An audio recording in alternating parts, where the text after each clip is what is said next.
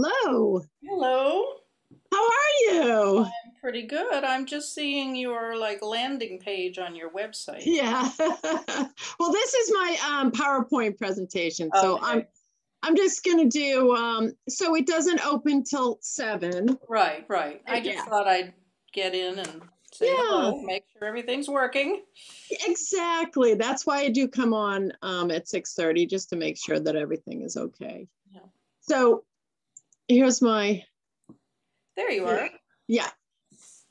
So this is I'm going to do a little PowerPoint talking about all our programs in April and the rest of May, and then I'll turn it over to you. It might take like anywhere from 5 to 10 minutes just to run through everything. Okay. And I'll open at 7. I'll let everyone in, and there were 43 people I think that signed up. Oh, great. Yeah, so that's wonderful. We're so happy you're here. Yes, Thank I you for had doing someone this. someone contacted me and bought the companion CD and said, "When are you doing this next?" And I said, "Well, in like 2 weeks." So hopefully that person is one of the ones in the That's box. great. Yeah, it's nice when it works out that way. Well, in 2004 to 2024, maybe I'll do it again. But no, no, quicker than that. No, that's great. We're so glad you're here. Good time of year. Yeah. So I'm just going to go and grab a decaf coffee and Okay, I sounds will good. meet you back here shortly and we'll All take it right. from there. Do you want to just do a really quick sound check? Make sure we're not Sure. jangling off into crazy places. Use the season made for joys. Love is then our duty. She alone who that employs well deserves her beauty. Let's be gay while we may. Beauty's a flower despised in decay, etc. Oh, sounds beautiful. Okay, good, good. Yeah. Sometimes on Zoom it doesn't, but that sounded so good. Well, we've gotten it optimized. You can't see it because it's out of the camera, but I have a really good mic and I have a really good camera and yep, we've Excellent. gotten it figured out. And this week, after over a year, I changed the strings on my instruments. It's terrible. It was so long. I kept thinking, well, it's better if it's deader because then it's not too lively. But oh, what a difference! It sounds Oh, that's wonderful. so good. Yeah. Very So good. okay, I will. I've got everything I need, but Okay. I'll be back in 10 minutes or so. And Okay, great. See you then. okay.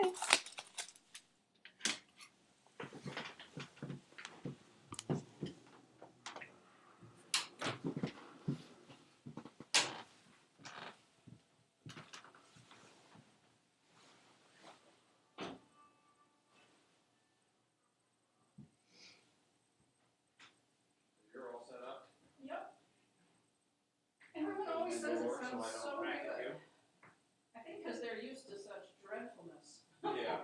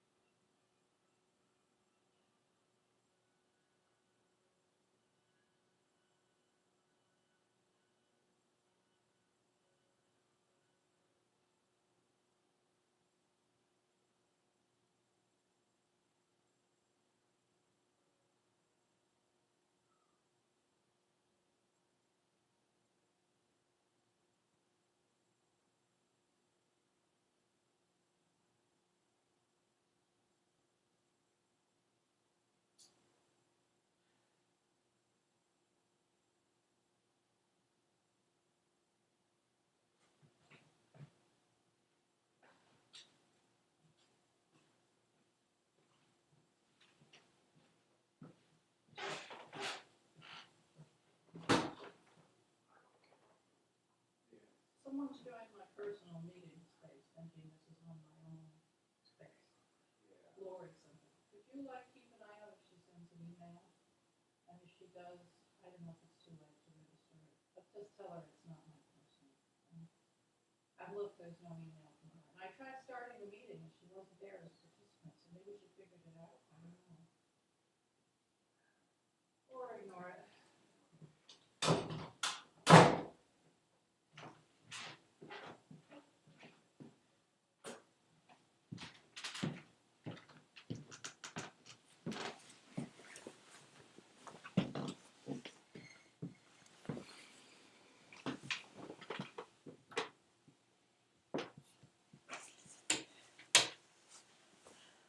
I was just looking and someone, are you there?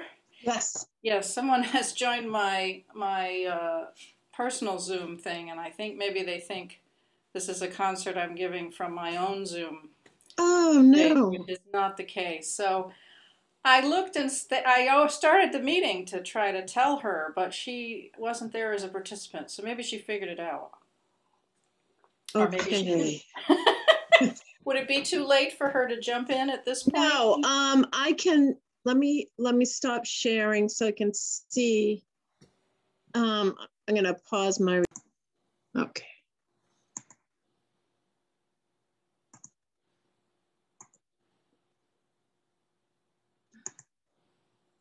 All right, people.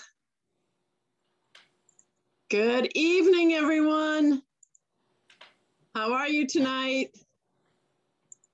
We're so pleased you're here. And I'm just gonna share our programming from the Jenks Center, show you what's going on. Hi. There we go. Okay. Hi, everyone. Hi, Good evening. Hi. Yeah, so we're at the Jenks Center. It's our evening and weekend programming. And this happens to be evening and weekend. So I'm gonna just show you what we have going on for April and May. And if you want to sign up for our e-newsletter, you can sign up right at this highlighted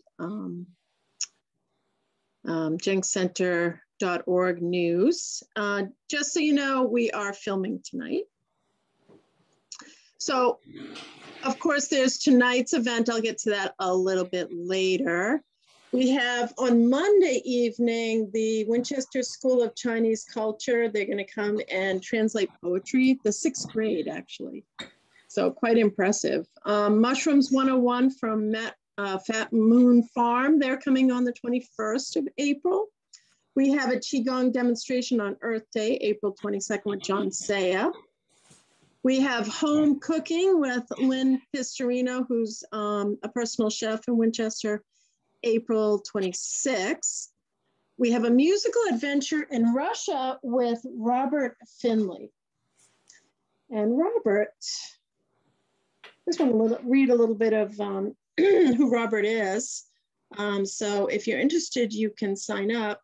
He is the BPAA's Boston International Piano Competition founder and director for a musical adventure through Russia. He will share his knowledge of famous Russian romantic composers, including Scriabin, Rimsky-Korsakov. Robert will also play excerpts from their compositions. So he will also show photos and clips of the museums he visited.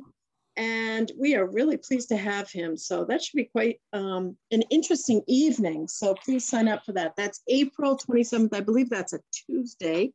We have Dancers Dialogue with Tessa Antolini, and Pam Weiss is going to interview her on April 28th. She is a West Coast swing. I'm just going to let the rest of the people in. So she's a West Coast swing dancer and competitor and teacher and also a judge. So let's see, why isn't it going? Oh, all right, there we go. So in May, we have our chef who's Pakistani Indian cook. She's gonna do some of her recipes for us. It's called Simply Delicious. Then we have Robert McDougall's going to come back. He is a historian and also author, also a teacher. He's going to come on May 4th. We have creative journaling on May 5th with Ann Severson. We have Walking Right Lock Farm. So we're going to go out there and have a look, see at what's going on. I'm going to go with WinCam, and we're going to have a little adventure out there. So that's on May 6th. Design Fundamentals with Stacy. She is our interior designer. Composer's Corner with Mark Cross, who's a jazz musician. He has his own band. He used to live in Stoneham, Massachusetts. He's now in New York. That's on May 11th. We have Ayurvedic Series Part 3. So if you're enjoying that, you might want to come back on May 12th. She's talking all about food over the last 2 months. So this will be the third one. Balancing a Joyful Life. We're going to have a discussion, debate. How do we do that in our technical world? We were just talking about how we are all coping on Zoom, little Zoom maze that we go through all the time. So that's May 13th. That's going to be, oh no, actually we changed it. That's going to be May 19th. So I'll change that later on the PowerPoint. Art Application to Improve Health is on May 17th. We have The Voyage of Mercy with Stephen Puleo on May 18th. He's a famous author. Then we have Acupressure Demonstration on May 20th. Modern Architecture and Culturally Sustained Japan. We have a privacy workshop where you can learn how to protect yourself online. Then we have the next Dancers Dialogue with Hitsa Yu, who's a Korean dancer, choreographer, teacher. She is out in Los Angeles and she's going to do an interview with us. So that takes us to our thank yous. Not only do I want to thank the Cummings Foundation for their generous grant and making this evening possible, I also like to thank the Stoneham Historical Society for their participation, the Winchester Historical Society for theirs. They're all just, you know, really wonderful people to work with. So I feel blessed to have them involved.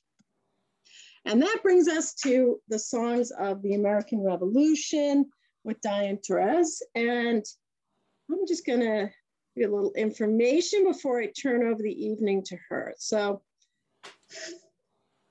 she is the director of the Lexington Historical Society Colonial Singers. She's an accomplished musician, musical historian, and she explores the war for independence through music of Britain's American colonies. So let's put our hands together and invite her in for a big warm welcome. So thank you, Diane, for being here. And I'm going to stop the share. And I'm going to turn it over to you. Let's make sure that you are highlighted so we can see you. Okay. Hey, John, can you respond to Lori Ding? That person, there's someone trying to get in who sent me an email. Yes. So can I reply to her real quick? We have our Zoom issues, that's for sure, right? Okay.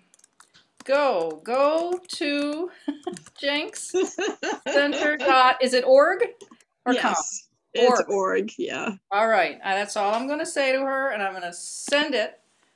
And now we're done with that. So I'm back. I'm back in this century. So thank you for being here. I'm back in a much previous century, 250 years ago.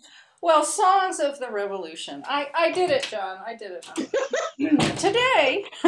Today, music is mainly entertainment, but in centuries past, it had many more uses, and it filled people's lives. They sang to speed their work, whether they were churning butter, chopping wood, spinning thread, plowing the fields, tending the livestock, washing the clothes, stirring the puddings, the 1,001 boring tasks that filled everyone's life back at this time. In fact, the lullaby has been called the world's oldest work song. Hymns rang out in churches where people attended 2 services each Sunday, morning and afternoon. Soldiers marched to fife and drum tunes, and lovers sang passionate songs. Dancing was a major pastime to jigs and reels, and when the sun went down, there was nothing better than a long ballad by the fire to pass the evening.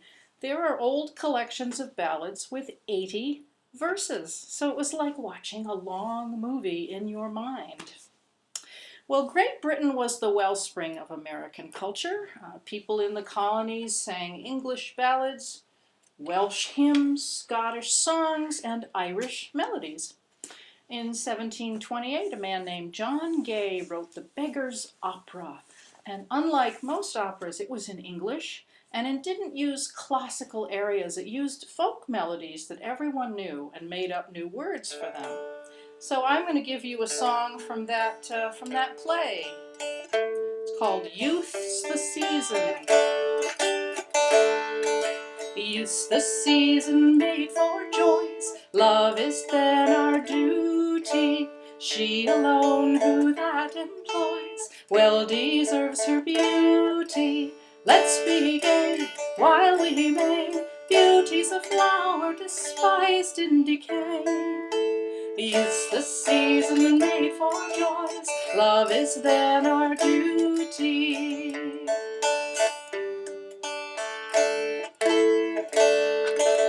Let us drink and sport today, ours is not tomorrow. Love with youth flies swift away, age is naught but sorrow. Dance and sing, time's on the wing, life never knows the return of spring.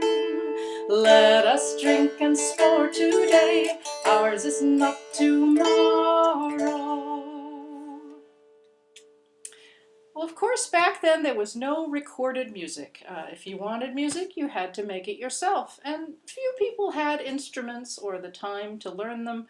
And the biggest difference, I think, between then and now is that everything happened live.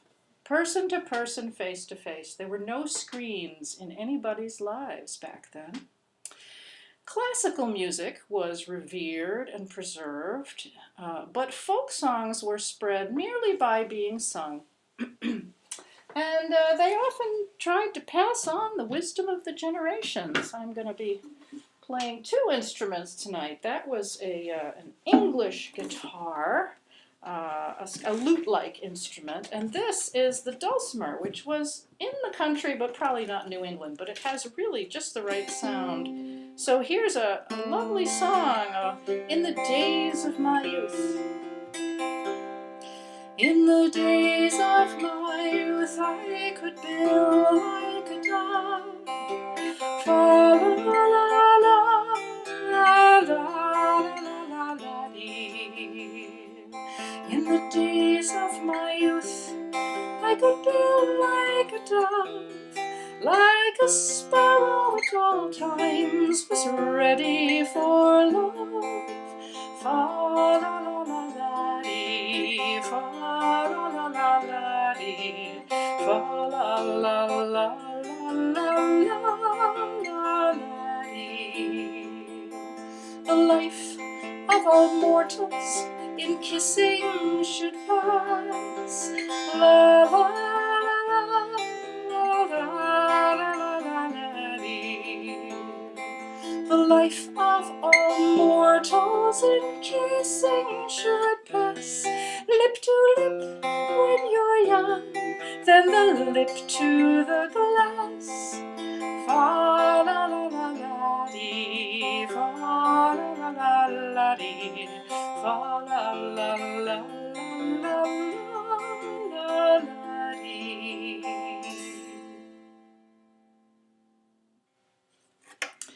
What wonderful lyrics! The life of all mortals in kissing should pass. We should be kissing all the time.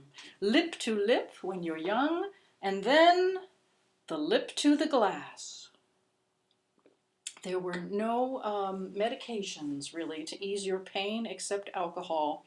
And 250 years ago, there was no electricity, no heat except wood or peat, no indoor plumbing, and everyone drank a great deal of alcohol.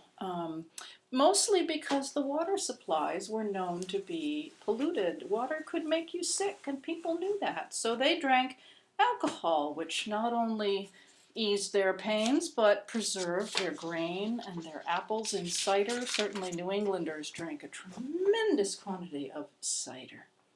And life was a constant struggle to preserve things without refrigeration. There was salting and drying and pickling and turning milk into cheese and butter.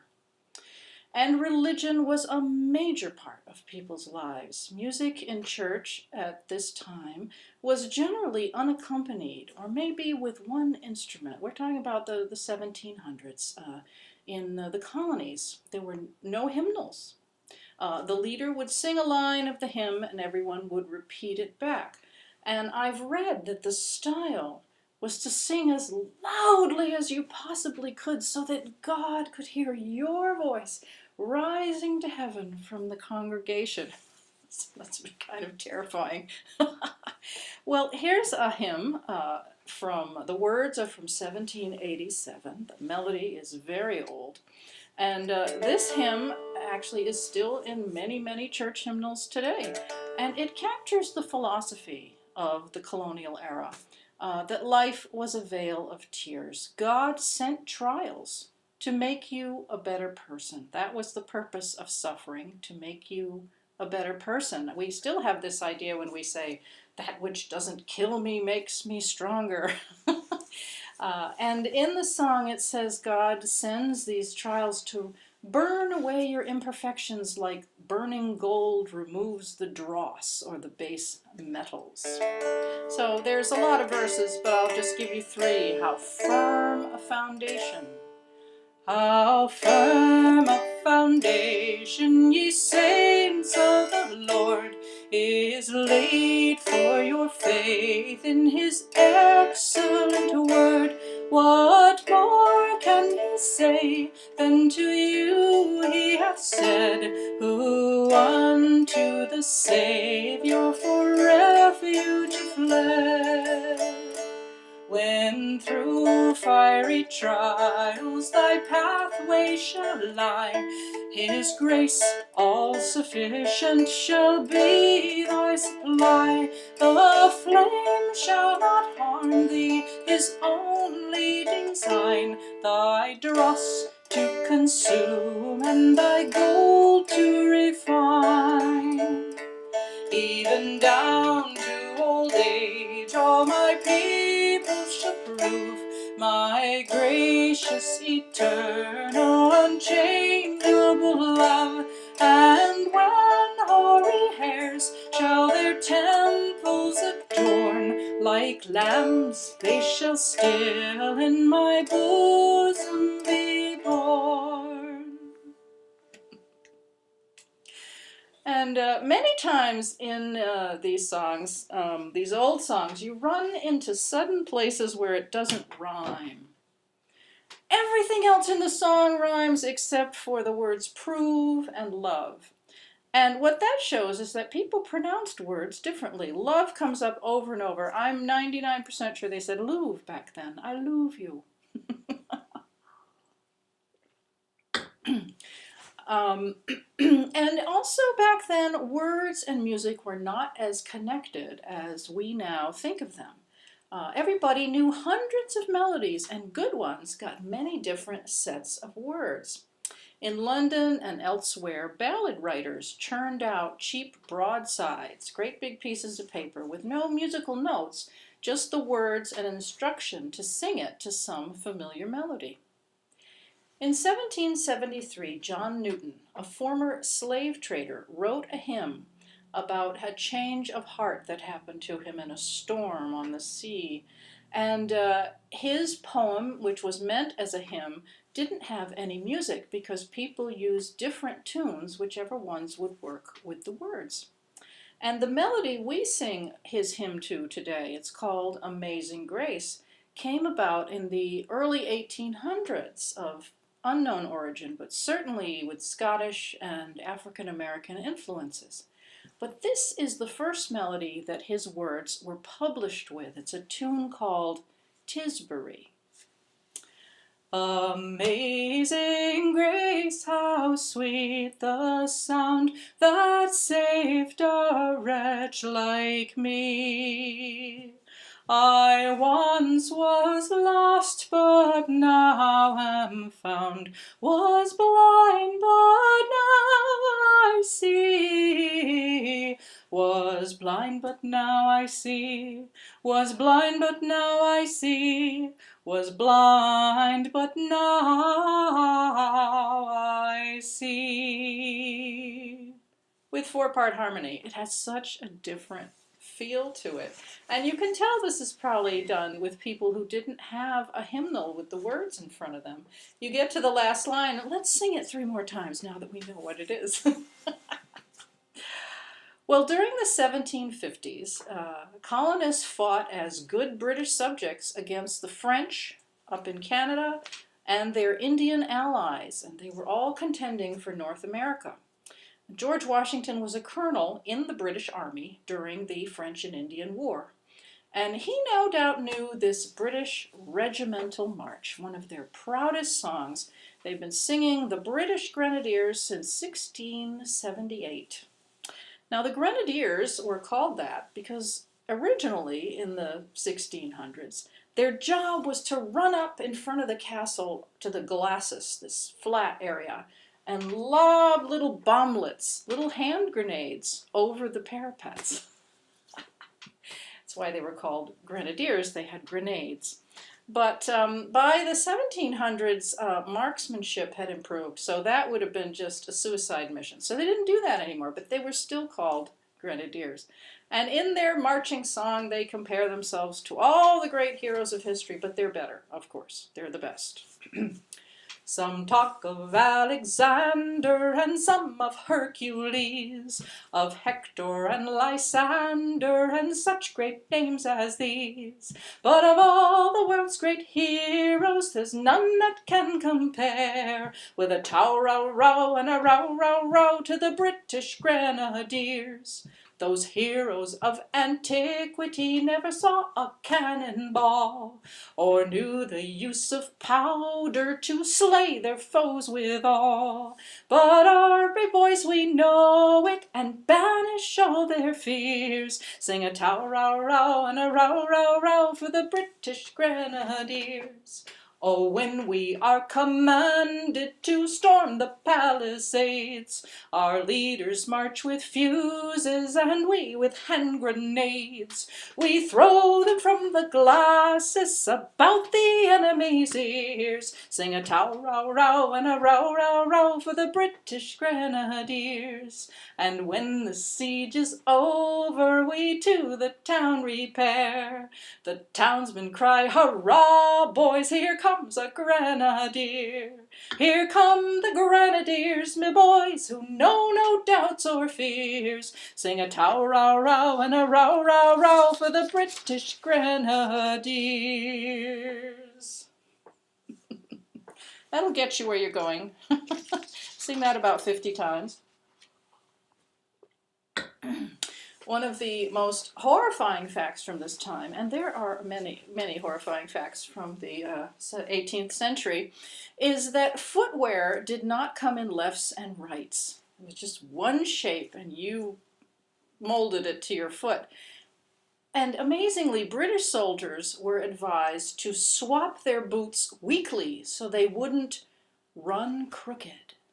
I can't imagine anyone doing that if they had to march miles and miles in their boots, but that's what the manual said. Well, one British officer during the French and Indian War was not impressed by the Yankees that he had to serve with. He thought they were poorly dressed and poorly bathed and poorly educated, and he just didn't like them much at all. So he wrote a song making fun of them, and he called it Yankee Doodle. A doodle is a fool or a silly person. And as was the case usually when people made up songs at this time, he didn't write music. He picked a melody everybody knew. And this melody had been around so long it was known as the air from who knows where. And here's what he came up with.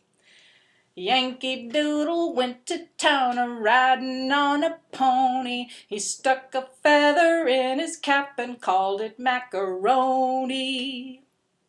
Now, we've all heard that song and sung it, but I suspect most people don't quite know what the macaroni business is all about. A macaroni was a huge Italian wig.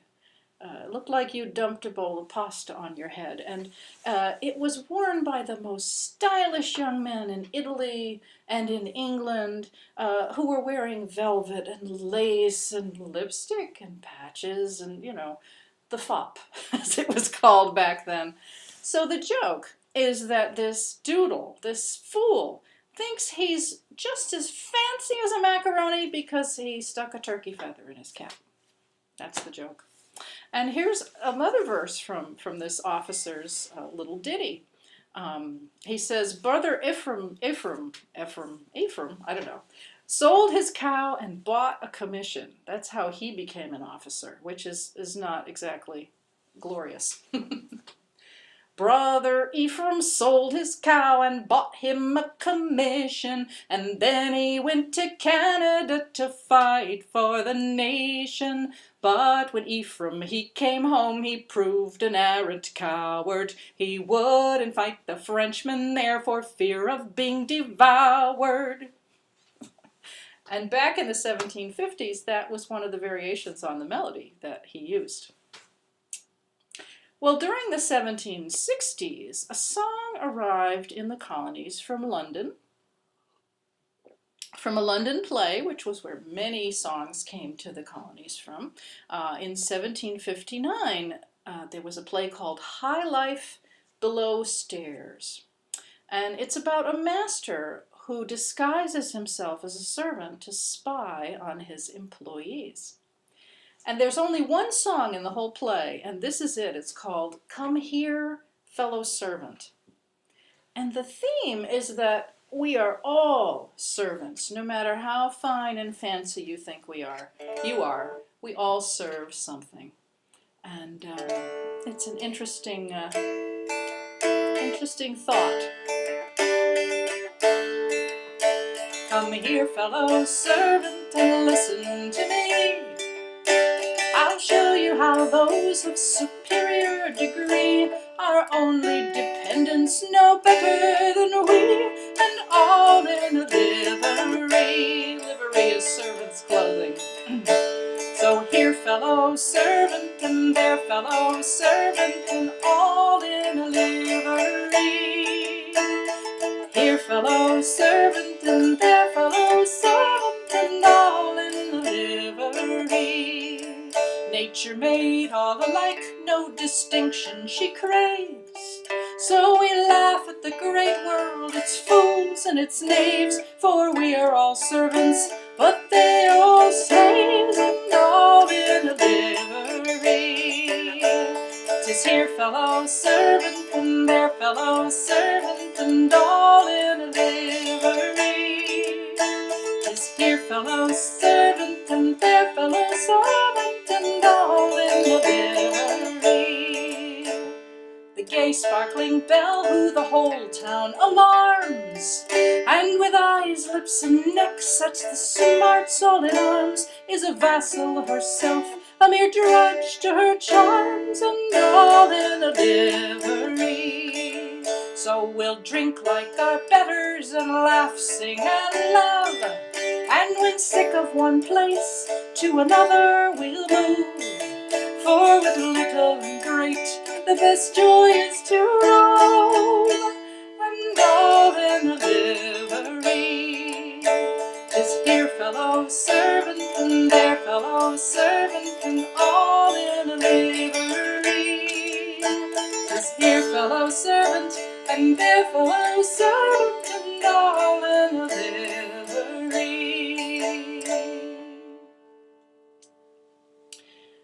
That is quite the song for the time period. It says nature made all alike. There's an idea that we're all equal. And I love that last verse. It says, when we're sick of one place, to another we'll move. There's the American character in a nutshell. back at a time when people were not very mobile at all, either socially or physically.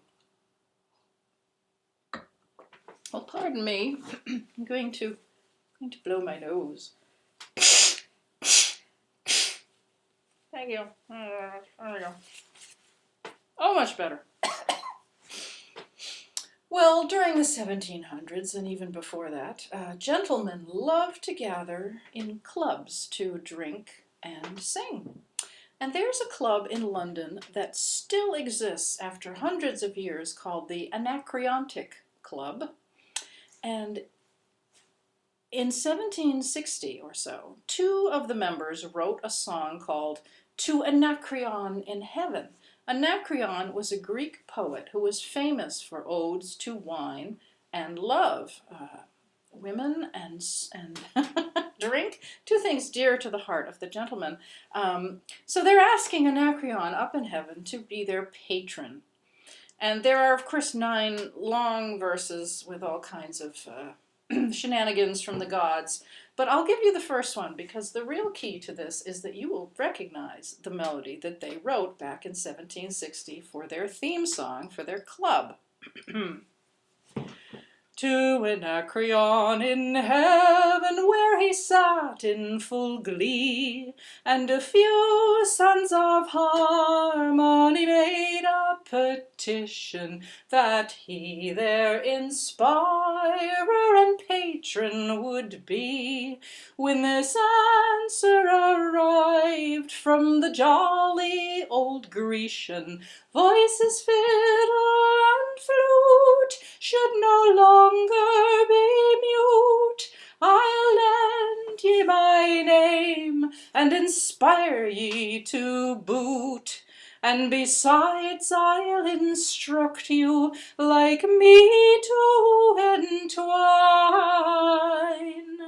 the myrtle of Venus with Bacchus's vine.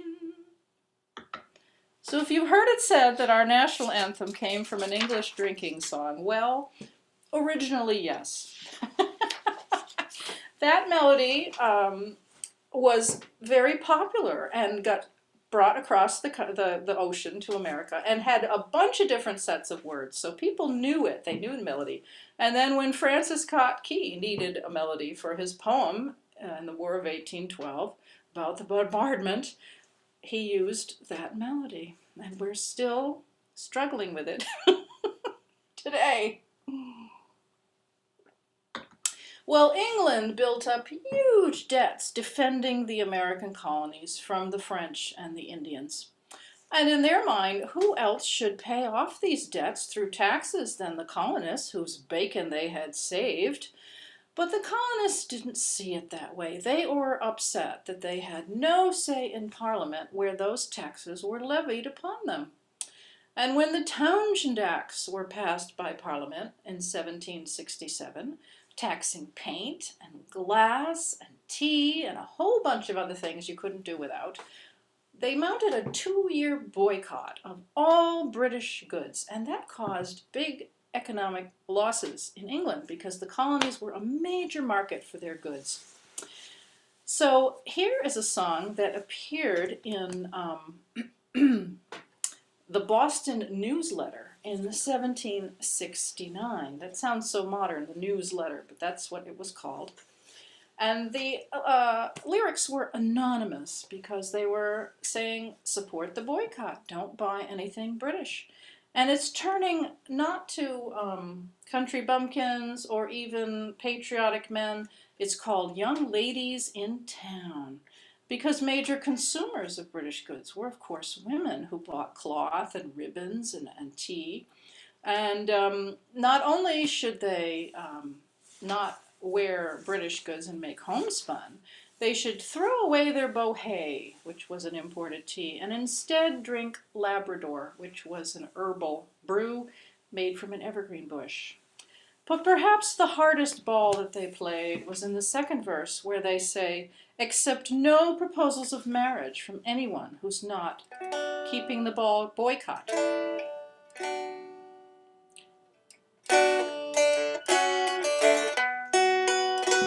Young ladies in town and those that live round, wear none but your own country linen. Of economy boast, let your pride be the most to show clothes of your own make and spinning. If homespun, they say, be not quite as gay as brocades, be not in a passion. For once it is known, 'tis much worn in town, one and all will cry out, 'tis the fashion. Ah, the power of fashion. And as one agree, you'll not married be to such as will wear London factory. At first sight refuse, pray tell 'em you'll choose to encourage our own manufactory. No more ribbons wear, nor in rich silks appear. Love your country much better than fine things. Begin without passion, 'twill soon be the fashion to grace your smooth locks with a twine string. Throw away your bohea and your green hyacinth and all things of a new fashion duty. Get in a good store of the choice Labrador, there will soon be enough here to suit ye. These do without fear, and to all you'll appear fair, charming, true, lovely, and clever. Though times remain darkish, young men will be sparkish and love you much stronger than ever.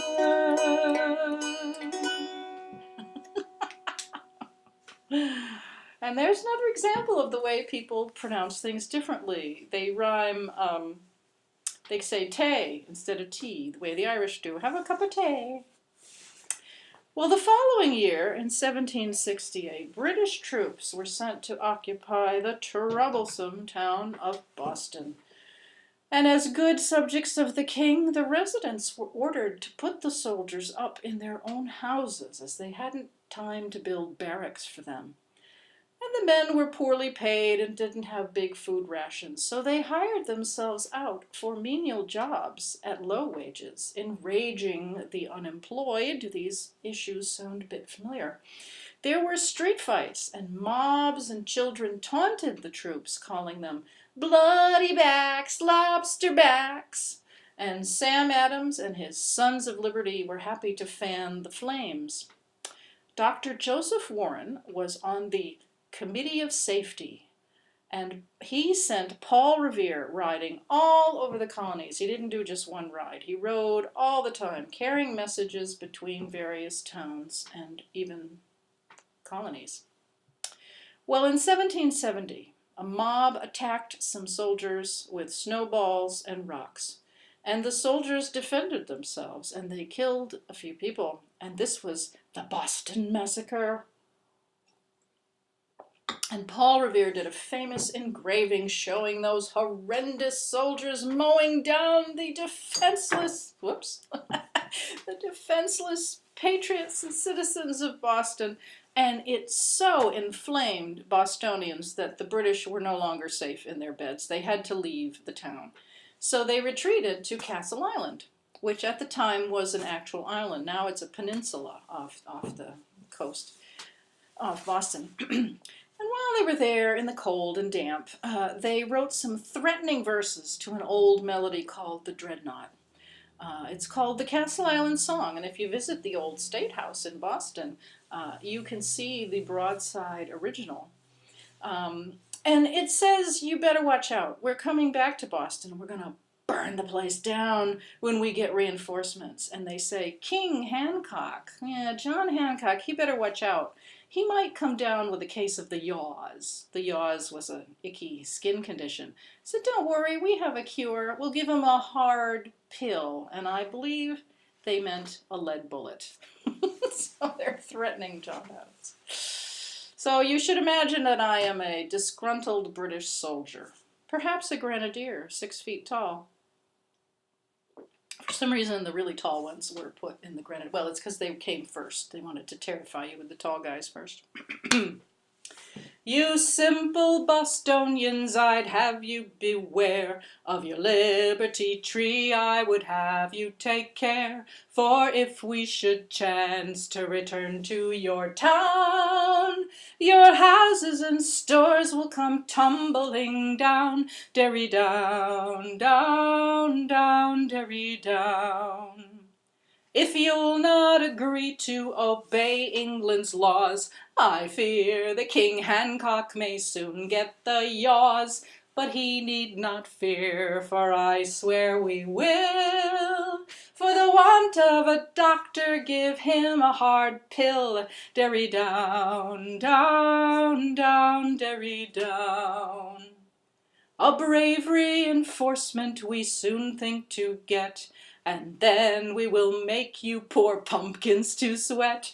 Our drums they will rattle, and then you will run to the devil himself at the sight of a gun. Derry down, down, down, derry down. Our fleet and our army, they soon will arrive, and to a bleak island you shall not us drive. In every house you shall have 3 or 4. If that doesn't please you, you'll have half a score. Derry down, down, down, derry down. So they're saying, you're not happy putting up a couple of soldiers? Well, when the reinforcement arrives, you'll have half a score. Well, a score is 20, so that's 10. 10 soldiers harassing your daughters around the fire. Well, that same year, 1770, Warren, Dr. Joseph Warren, wrote a song, and he was not primarily a songwriter. He was mostly, well, he was a doctor and a patriot. He wrote 9 verses, and everyone who sings it now starts with verse 4, because that's obviously the one that should have come first. I'll just give you 3 of them. It's called Free Amerique. And once again, Warren didn't write any music. He borrowed a tune, and the tune he borrowed could not have had a bigger insult embedded in it. He set his rebellious verses to the British Grenadiers. Lift up your hands, ye heroes, and swear with proud disdain. The wretch that would ensnare you shall lay his snares in vain. Should your bounty all her force will meet her in array, and fight and shout and shout and fight for free America. Torn from a world of tyrants beneath this western sky, we formed a new dominion, a land of liberty. The world shall own we're free men here, and such will ever be. Huzzah, huzzah, huzzah, huzzah for free America. Some future day shall crown us the masters of the main. Our fleet shall speak in thunder to England, France, and Spain. Nations o'er the ocean spread shall tremble and obey the prince who rules by freedom's laws in North America. Now, when Warren wrote this last verse here about how our fleet shall make the greatest fleets on earth tremble and obey, we had no navy. We had a few little sailboats here and there. So he was really being pretty bold and brash. And he, of course, didn't know we'd have a president, but he said, we'll have a prince who rules by freedom's laws. Well, in 1775, Warren sent Paul Revere to Lexington to warn Sam Adams and John Hancock that troops were coming to arrest them and confiscate gunpowder and bullets and such that had been hidden there. And the next morning, April 19th, the battle on Lexington Green took place. Not so much a battle, really. The Patriots were in the tavern all night, waiting, wondering if the British were indeed coming. And then they heard that the regulars were out, the regular soldiers, the trained ones, the dangerous ones, with the bayonets and the live bullets. And they were actually trying to leave the green when the firing began. Nobody knows who fired the shot heard around the world. But an Irish regiment actually kind of went off half-cocked and killed some people in Lexington and headed off to Concord. And there they had a real battle. And then they had to get back to Boston, all the way back through Lexington and all the way back through Menotomy, which is what Arlington was called, and they were sniped at all the way. And during that long march, the British fifers and drummers no doubt played the British Grenadiers to keep the exhausted men going. But it was another song that made the newspapers the next day. Here's what a Boston paper wrote on April 20th, 1775. Upon their return to Boston, one Briton asked his brother officer how he liked the tune now. Dang them, he replied, they made us dance it till we were tired, since which Yankee Doodle sounds less sweet to their ears. So this was a new version of Yankee Doodle with many irreverent verses that had been adopted by New Englanders as a marching song. They had cast aside the fact that it was meant to insult them, and instead they really enjoyed the perky, bouncy melody. And since it was called Yankee Doodle, they kept it as their theme song. Here's a couple of the many verses, some of them rather adult-oriented, but I'll give you a couple that are not that won't cause you to clutch your pearls, shall we say. First we take a pinch of snuff and then a drink of water, and then we say, how do you do, and that's a Yankee supper. Sheep's head and vinegar, buttermilk and tansy. Boston is a Yankee town, sing Yankee Doodle Dandy. Our Jemima's lost her mare and can't tell where to find her, but she'll come trotting by and bring her tail behind her. 2 and 2 may go to bed, 2 and 2 together, and if there is not room enough, lie one atop the other. The last verse may be a reference to the New England practice of bundling. A visitor courting a daughter might be unable to return home due to darkness or weather, and he would be allowed to share a bed with his sweetheart if they kept their clothes on, and they would put a bundling board in between them. And there's a statistic that shows this perhaps was not that effective. In the late 1700s, over 40% of brides were pregnant when they got married.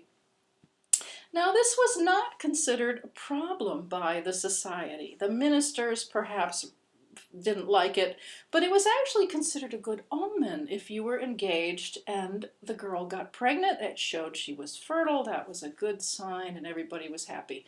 The only problem came about if for some reason you did not get married. That was called breach of promise. And it was a serious thing. You could be brought to court well into the 1800s for breach of promise. If you said you were going to marry someone, you damn well better do it.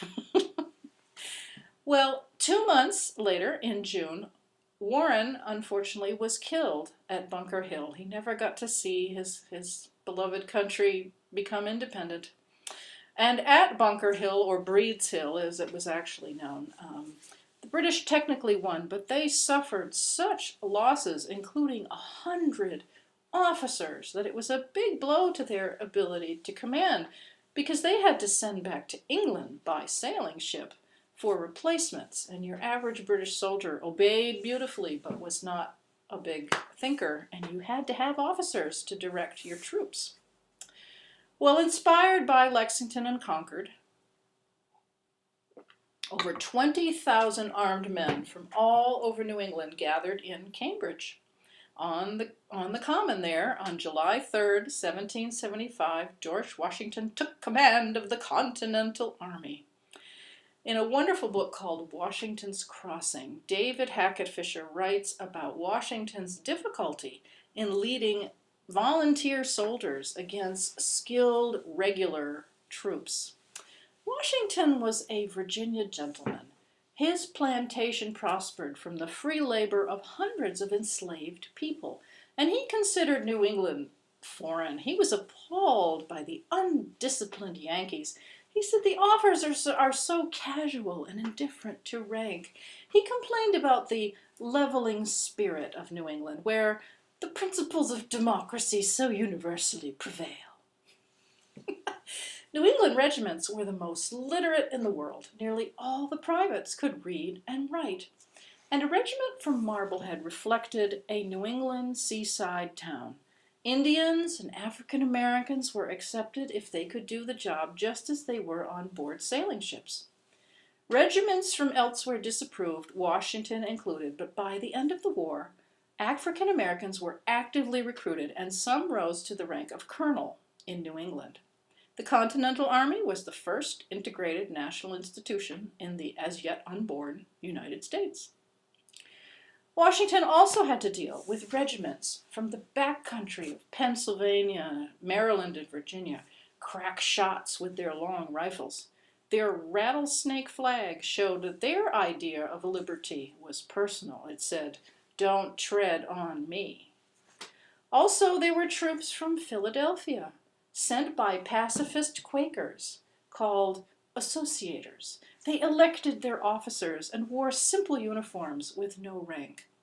Then Washington also had to contend with the silk stocking regiments, private groups who rode up on their stallions in their own flamboyant uniforms. And they expected to be treated as gentlemen and able to resign if they were unhappy. Washington's greatest achievement was forming this wild mix into a force that could be directed against the most powerful army in the world.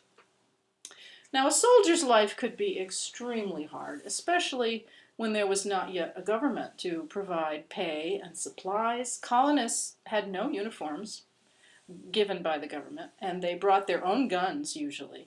And shoeless American soldiers starved and froze in rags, most famously at Valley Forge. Here's a song which is lighthearted, but it does reflect the reality of your average soldier. I'll do it with the dulcimer. Soldier, soldier, will you marry me with your musket, fife, and drum? Oh, how can I marry such a pretty girl as you when I have no hat to put on? Off to the haberdasher she did go as fast as she could run. She bought him a hat, the best one there, and the soldier put it on. Soldier, soldier, will you marry me with your musket, fife, and drum? Oh, how can I marry such a pretty girl as you when I have no boots to put on? Off to the cobbler she did go as fast as she could run. She bought him a pair, the best ones there, and the soldier put it on. Soldier, soldier, will you marry me with your musket, fife, and drum? Oh, how can I marry such a pretty girl as you when I have no coat to put on? Off to the tailor she did go as fast as she could run. She bought him a coat, the best one there, and the soldier put it on. Soldier, soldier, will you marry me with your musket, fife, and drum? Oh, how can I marry such a pretty girl as you with a wife and a baby back home?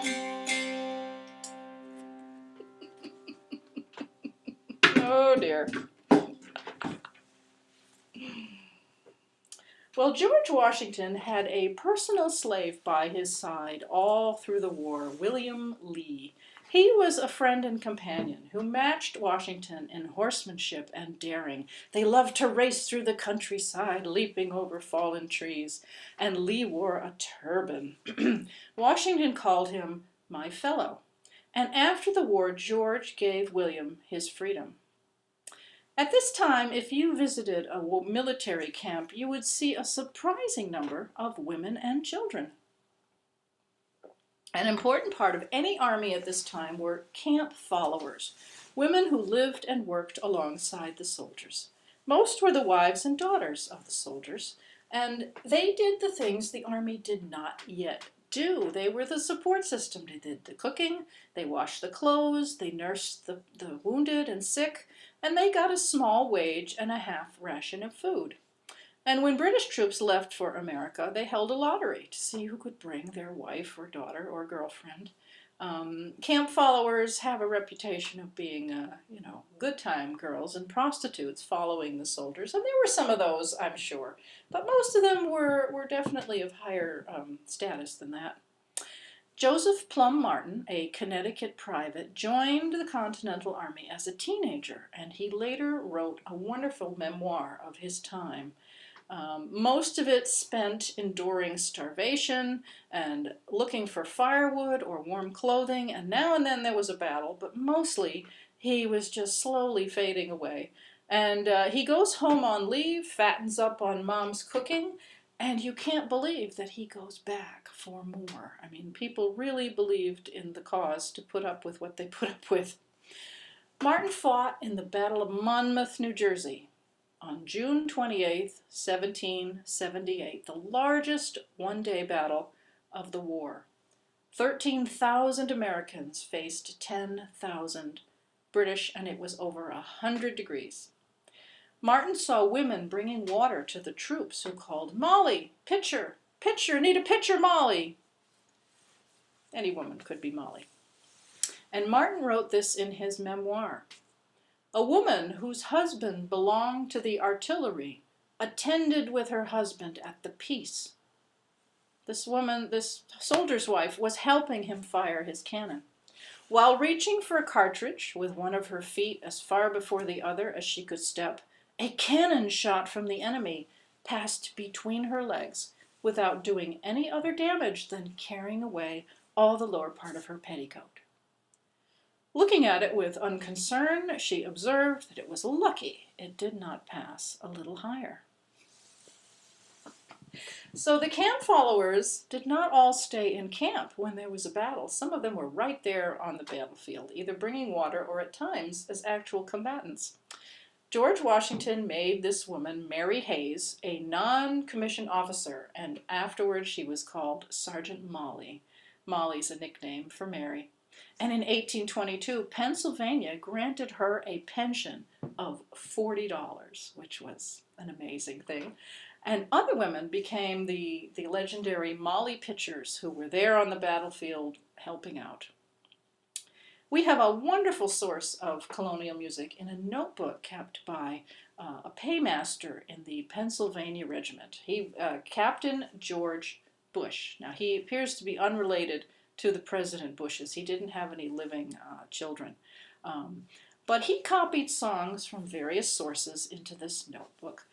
He subscribed to a London magazine called The Songster's Companion, and it apparently didn't matter that we were at war.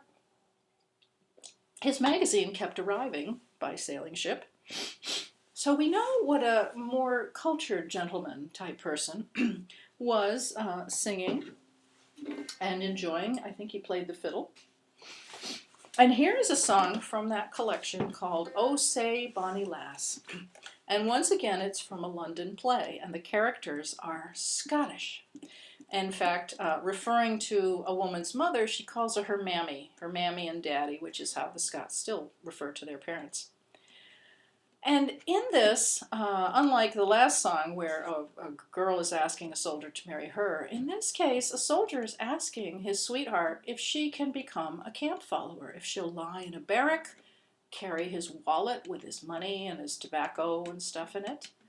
And he goes on and he just casually asks her if she'll even go into battle. So this was not an unusual occurrence.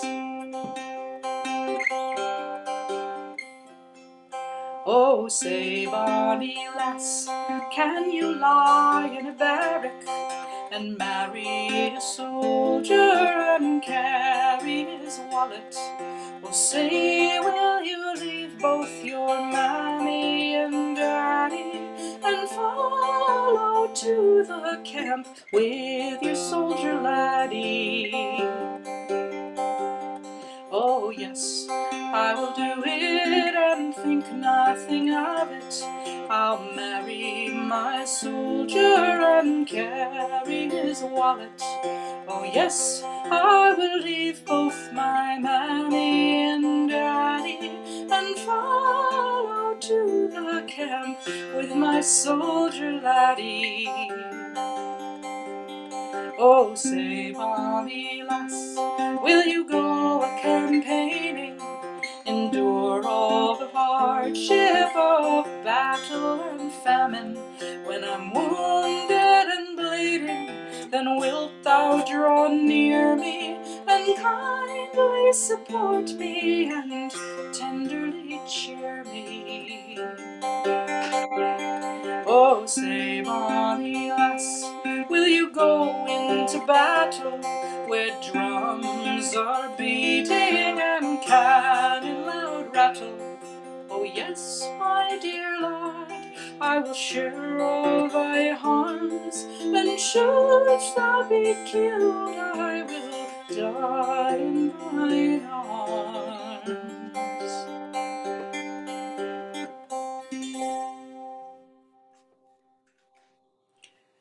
And since it's a play, of course, she will, if anything happens to him, she'll just expire of a broken heart on the spot, as the songs all like to say. Well, in 1775, the governor of Virginia, John Murray, the Earl of Dunmore, was driven from office and set up his government on a ship in the James River. And he was joined by hundreds of people loyal to the crown and the king in a floating town of 200 ships with 3,000 people.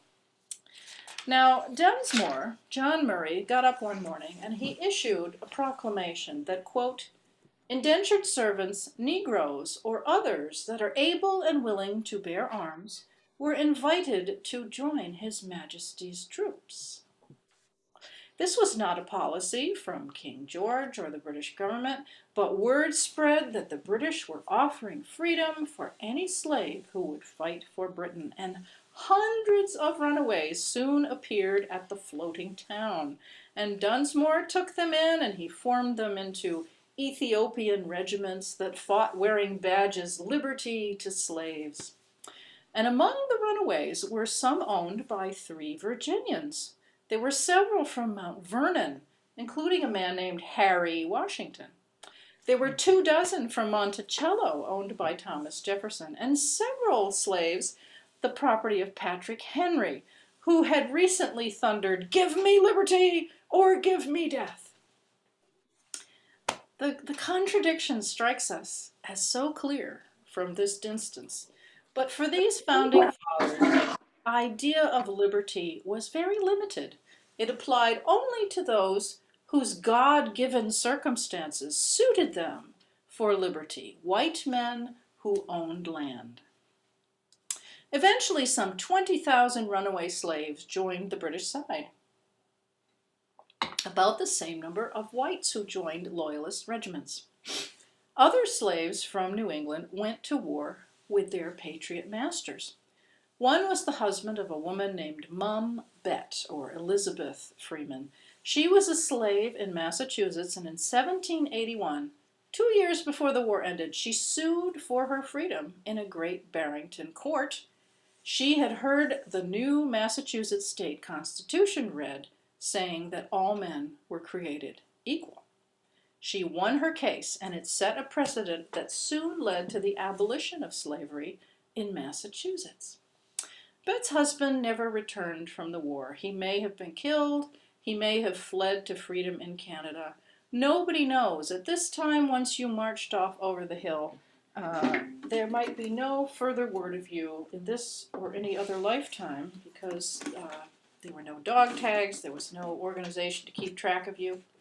And I like to think that maybe Bet knew this Irish lament, "Johnny's Gone for Soldier."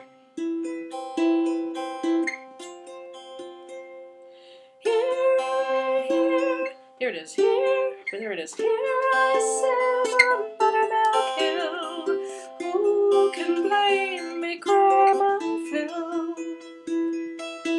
And every tear would turn a mill.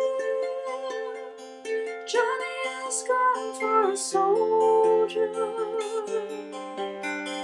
Sure, sure, sure, sure, sure, and he loves me.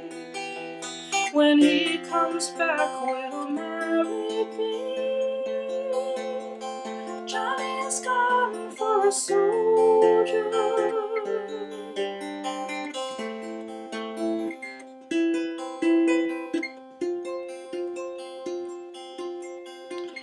Me, oh my, I loved him so. Broke my heart to see him go. And only time will heal my woe. Johnny is gone for a soldier. Sure, sure, sure, sure, sure, and he loves me. When he comes back, we'll marry be. Johnny is gone for a soldier.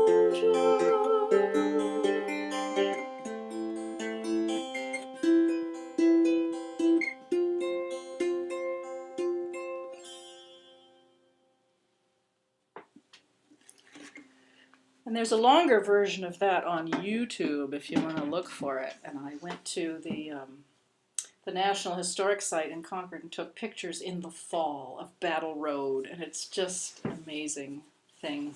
It's had, I think, over 100,000 downloads at this point. Well, in 1781, General Henry Knox wrote to his wife, Lucy, that Lord Cornwallis's army had piled up their guns and swords in surrender. This was not the end of the war, but it was a major victory. And fascinatingly, the negotiations stipulated that the captured men were not allowed to display their flags and they were not allowed to play Yankee Doodle. It's an interesting thing. 2 years later, the war did end, finally, and economic confusion followed, and many complained that the war had made servants unwilling to defer to their betters. Everybody felt they were just as good as everyone else, which played havoc with the established social order. Well, the final peace treaty did not keep Lord Dunmore's promise. It said that, quote, no property shall be removed from the new United States, and that, of course, included human property. In a wonderful book called Liberty's Exiles, Maya Jasanoff details how the British evacuated in 1783.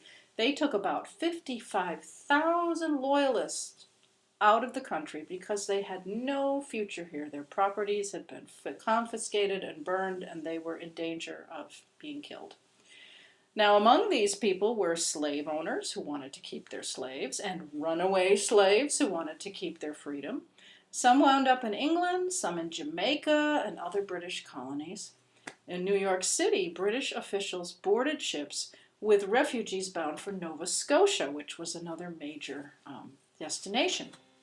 Well, General Washington arrived to complain that property was sailing away in violation of the treaty. Among the evacuees were free blacks and hundreds of runaway slaves. And the British official there said, well, these people were free when I got here, and I have no reason to believe they are otherwise. Now, one of those people was Harry Washington, probably a field hand, someone with whom George did not have a personal relationship, unlike William Lee, whom he freed. Washington's views evolved through his life, and unlike Jefferson, he did free his slaves in his will. And that was wonderful for the slaves, but absolutely impoverishing for his family because that's where all his wealth lay. Well, in 1788, Massachusetts ratified the United States Constitution. Bells rang, cannons boomed, and yet more verses to Yankee Doodle appeared.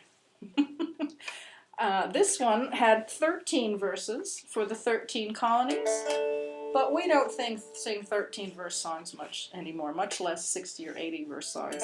So this is my final little bit of a tune. Thank you so much for coming on this journey with me. I just love looking at the revolution through different lenses, through the eyes of people who usually didn't make it into the official record, the women, the runaways, the servants. And here it says, the Vention did in Boston meet the convention to ratify the Constitution. The Vention did in Boston meet, the State House could not hold 'em. So then they went to Federal Street, and there the truth was told 'em. Every morning went to prayer, and then began disputing, till opposition silenced were by arguments refuting. They're arguing, what a concept. Now politicians of all kinds who are not yet decided may see how Yankees speak their minds and yet are not divided. So here I end my federal song composed of 13 verses. May agriculture flourish long and commerce fill our purses.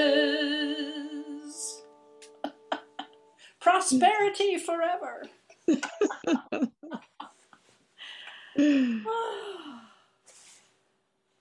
Well, that was fun. We can unmute everybody if there are any questions or comments or anything anybody wants to know.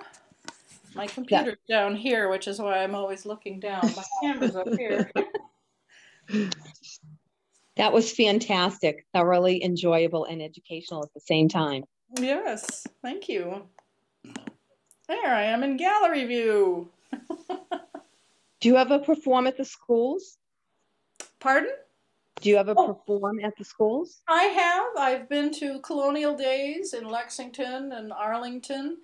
And I went down to Yale 4 summers in a row for summer seminars for teachers about teaching colonial history. And I was hired by a charter school in Brookline to come and teach the kids how to write a ballad. And they wrote one about Paul Revere, who had 13 children. and in that verse they said, he was a busy man. These were like 4th graders. Yes, he was. Oh, dear.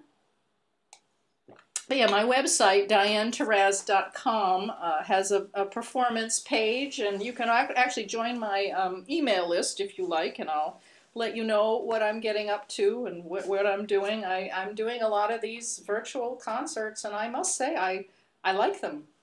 When I'm done, I'm going to take off my colonial attire and put on my jammies.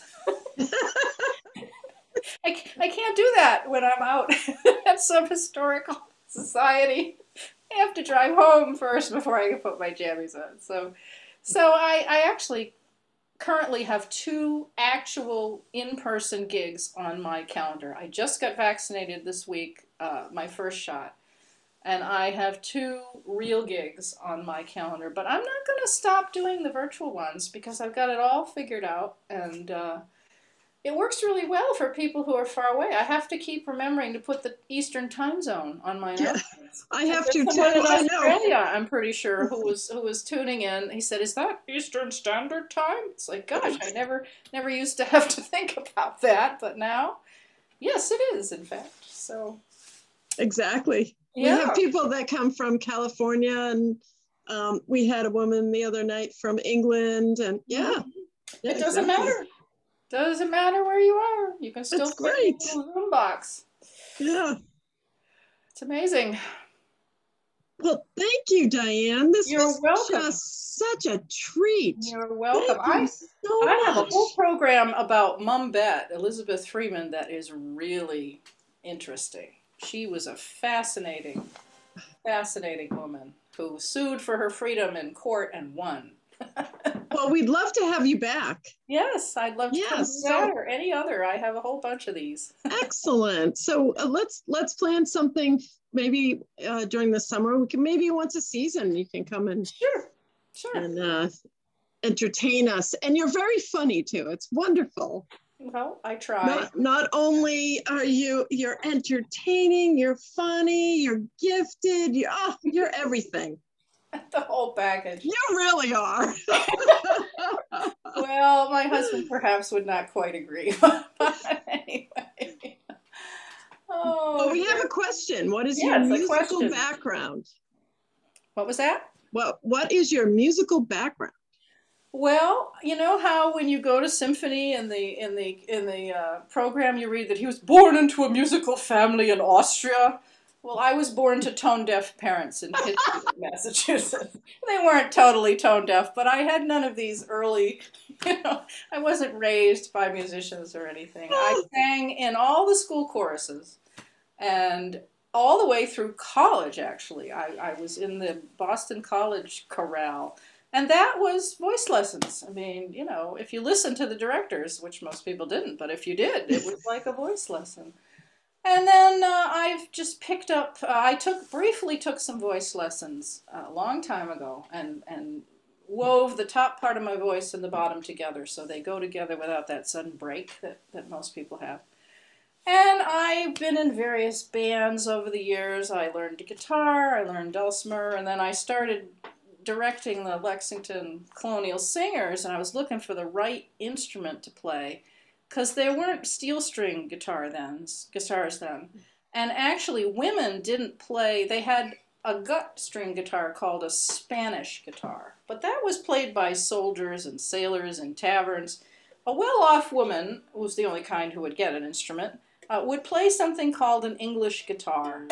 And this isn't an original, or even, this was sold to me as a dulcimer guitar, but it's very lute-like. It had a long neck and played with wire strings, just like the dulcimer. So this really has the right look and feel and sound for the colonial era music. And then, of course, once I'd done the colonial era, it was time to do the Civil War, which I also do, and World War I, and we have a program about New England mill workers, and it has blossomed into, and my very latest, which I'll be doing at the end of May for Bidwell House, which is a museum. It's a virtual concert. It's called Top to Toe, and it's about clothing through the millennia. And that sounds great. Our heads, and it is. At first, I thought I wouldn't have enough material. Oh my God. It's just every time I think about it a little bit more, it's like, ooh, I could talk about that. And the research has been fascinating because there's things I just did not know. Oh, they tried to invent the sewing machine for like 50 years, and it was like the American space program where all the rockets blew up. They could not everybody got patents for things, and the things didn't work. Finally, they figured it out. Wow. So yes, I've been really enjoying this. So is Bidwell listed on your website too? Okay. It is. Great. It is. We Great. don't quite have the link ready yet, but it'll be, I think, through their link instead of the personal link. Excellent. Some shows I do with my own Zoom account, and others I do. I hope we got Lori in. I don't know. Did Lori show up? We did. Oh, good. We had a Lori arrive shortly after that, so I figured that was her. Oh, that is so funny. I'm gonna get, as one of the basketball announcers says, get them puppies organized. Well, thank you so much. Okay, I'm gonna have so much fun. Have a little snack and put my jammies on. Okay, well, we will too. Okay. Good night. Okay, good night, everyone. Thank you for coming. Thank you. Good night. That was a very enjoyable presentation. Very enjoyable. Very enjoyable, yeah. That was excellent. Thank you very much. Thank you. It was lovely. Well, you're welcome.